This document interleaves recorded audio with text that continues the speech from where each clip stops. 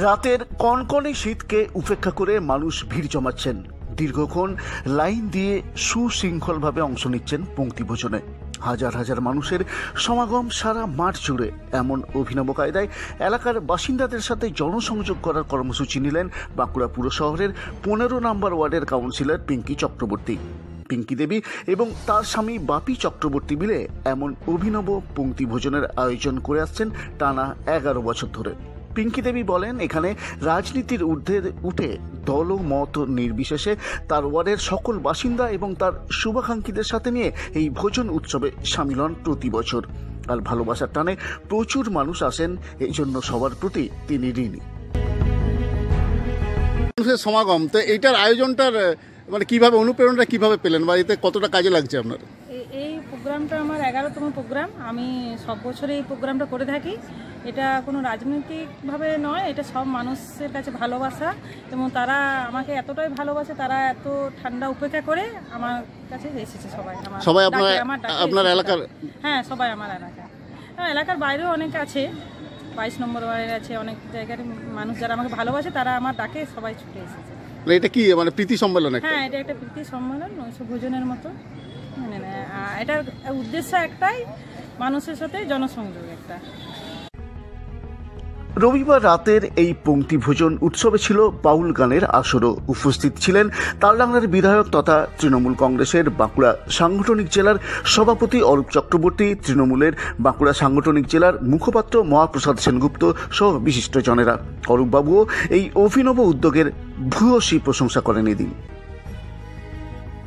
Commissioner হিসাবে তার নিজের দায়িত্ব পালন করছে। শীত বস্ত্র যখনই মানুষ কোনো অসুবিধায় পড়ে, সেই সময় আপনারা বাপি চক্রবর্তীকে পান মানুষের পরিষেবা দেওয়ার জন্য। আমার মনে পড়ে প্রতি বছর দুর্গাপুজোর আগে উৎসবমুখী মানুষকে বস্ত্রদানের ব্যবস্থা করা হয়। আমার মনে পড়ে করোনার সময় মানুষ যখন আক্রান্ত, ট্রেন বন্ধ, বাস বন্ধ, মানুষ কোথায় যাবে, কি খাবে, কি পরবে, কেউ চিন্তা করে না।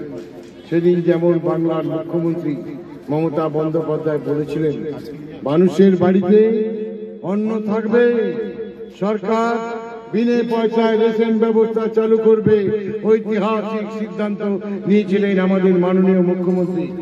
অনুরূপভাবে বাপি চক্রবর্তীও ওয়ার্ডে ওয়ার্ডে মানুষের পরিষেবা দেওয়ার চেষ্টা করেছিলেন।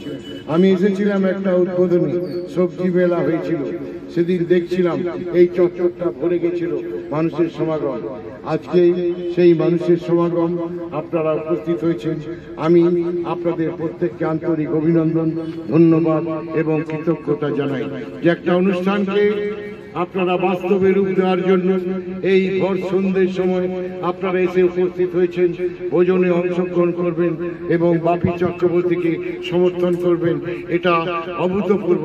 এই জন্য আমি বিধায়ক হিসাবে এই অঞ্চলের সমস্ত মানুষকে যারা আজকে উপস্থিত হয়েছেন তাদের প্রত্যেককে আন্তরিক অভিনন্দন এবং ধন্যবাদ জানাই।